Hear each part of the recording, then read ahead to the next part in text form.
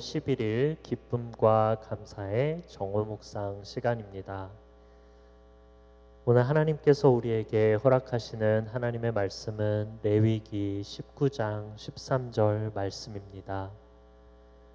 너는 내 이웃을 압제하지 말며 착취하지 말며 품꾼의 삭슬 아침까지 밤새도록 내게 두지 말며.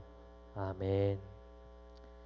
오늘 불의한 부자에 대한 말씀을 나누고자 합니다. 성경은 부정축제하는 불의한 부자들에 대해 말씀합니다.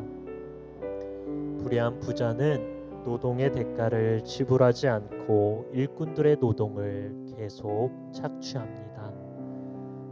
예수님 당시에 노동자들은 하루씩 품삯을 받으며 일했습니다. 따라서 그날 일당의 품삯을 받지 못하면 하루 생계가 어려웠습니다. 구약의 말씀에서 그 품삯을 당일에 주고 해진 후까지 끌지 말라. 이는 그가 빈궁함으로 마음의 품삯을 사모함이라.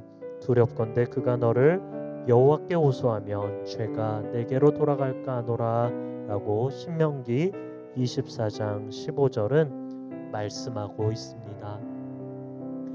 불의한 부자가 노동자들을 기만할 수 있지만 하나님은 절대로 속일 수가 없습니다. 하나님께서는 반드시 악한 자를 심판하시고 의로운 자들을 보상하십니다. 부유함 자체가 죄가 되는 것은 아닙니다. 아브라함과 다윗 그리고 솔로몬 등 성경의 많은 인물들이 재물의 축복을 받았습니다. 그러나 하나님이 주신 부유를 잘못 사용하면 하나님의 심판을 받게 되는 것입니다. 불의한 부자들은 자신의 사치와 안락을 위해 물질을 사용하는 자들이기 때문에 그렇습니다. 야고보서 5장 5절은 이렇게 말씀합니다. 너희가 땅에서 사치하고 방종하여 도살의 날에 너희 마음을 살찌게 하였도다 라고 말입니다. 불의한 부자들은 현재 소유한 것에 대해 만족하지 않고 더 많은 것을 소유하기를 열망합니다.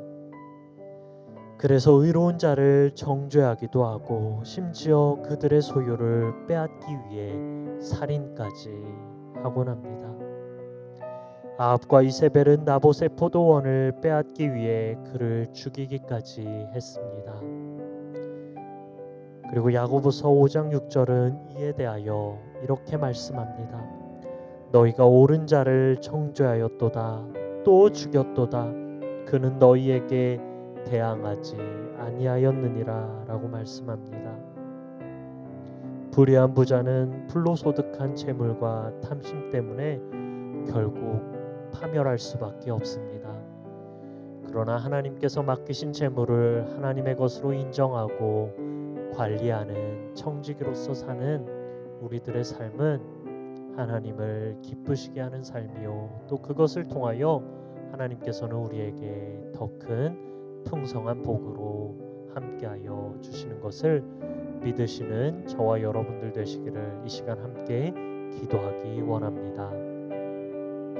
먼저 첫 번째로 기도할 때 하나님 안에서 재물을 잘 관리하며 착한 청지기로서의 삶을 살 수 있도록 기도하면 좋겠습니다.